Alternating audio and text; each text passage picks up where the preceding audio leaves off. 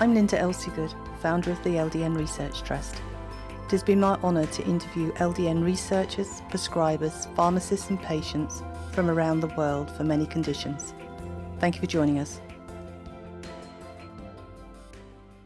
Today we're joined by Heidi from the United States, and Heidi takes LDN for multiple sclerosis. Thank you for joining us, Heidi. Thank you.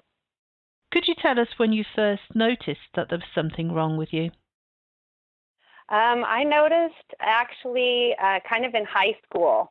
That was in the 80s, and I just kind of was tired. I always played sports and didn't really think anything of it, and just over the years, just had little things tingling and things like that. And in 1997 is when I got diagnosed, but I had a numb side on the right-hand side.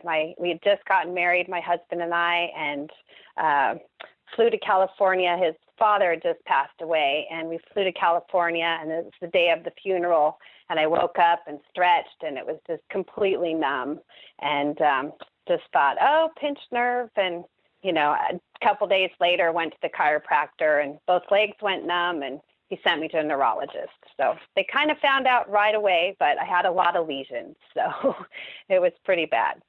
Mm-hmm. And before you were diagnosed with MS, if you had to have rated your quality of life on a score of 1 to 10, 10 being the best, what would it have been? I'd say 10. I was really active and didn't really notice anything. You know, I was really thin. But had little issues here and there, but just chalked it up to stress. Mm-hmm. I was referring to when you were first really sick. Oh, when I was first really sick. Yeah. Yeah, that's right after the funeral, that whole issue. My legs were numb, nauseous, pain, dizziness, spasticity. It was kind of everything. I had optic neuritis, lost my speech. You know, it just kind of went on and on. It was a symptom after symptom after symptom. Mm-hmm. And at that point, what would you have said your quality of life was like?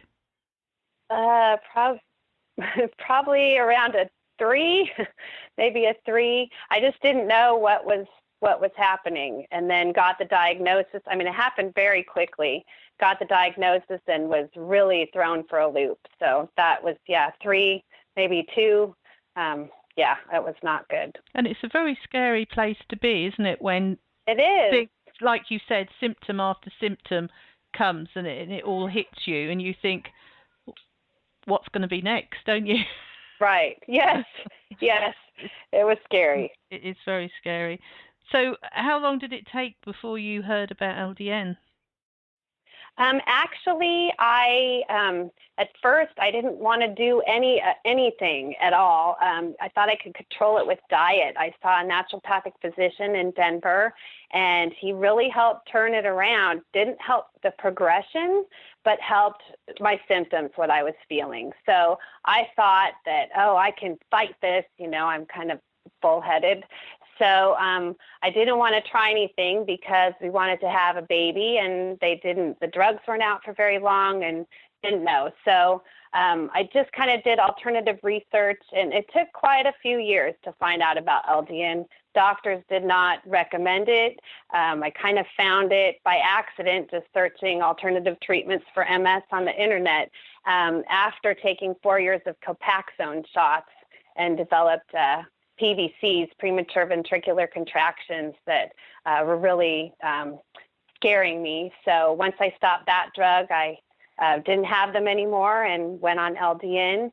And it's kind of a long story with LDN, because I went off of it for another drug study because I had multiple issues of stress, and that went off of it and then went back on. And I've just gotten back on since January, the end of January. Mm-hmm.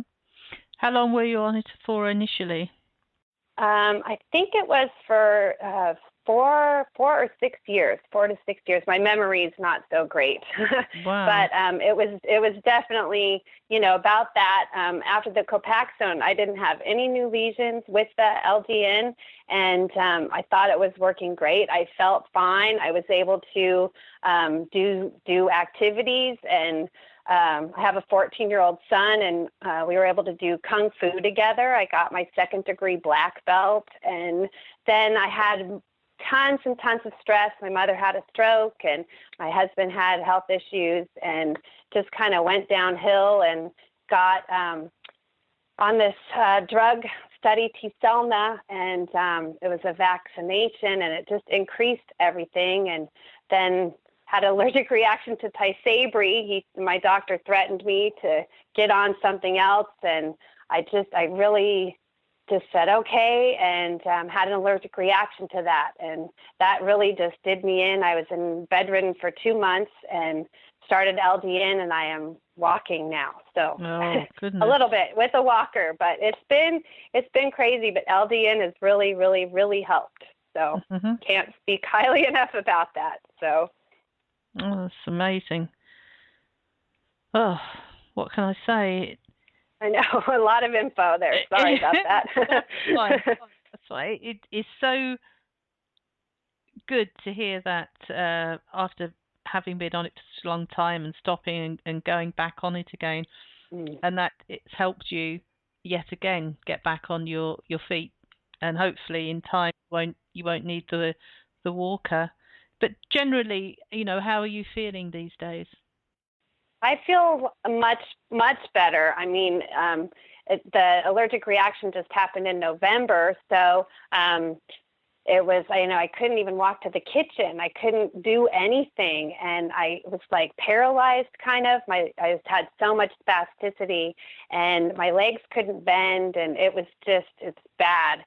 It still sometimes flares up, but I'm on 3 milligrams a night, and that's kind of was the dose I was on before. I've read that 3 milligrams is good for MS.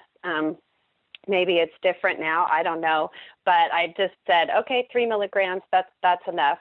But the spasticity seems to be going away, slowly. It's just slow. I mean, it took a long time to get there, so it's going to take a long time to reverse. But it is every day a little bit reversing. Wow. I feel like it is, it just really, really, really has helped. So. Well, fantastic. It would be really good to be able to interview you again next year and have a follow-up and find out how you're getting on. Oh, definitely. I'd be happy to. I will not let this go again, that's for sure. Thank you very much for sharing your story with us. You're welcome. Thank you.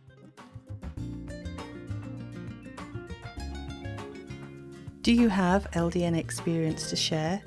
If so, please email me, linda@ldnrt.org.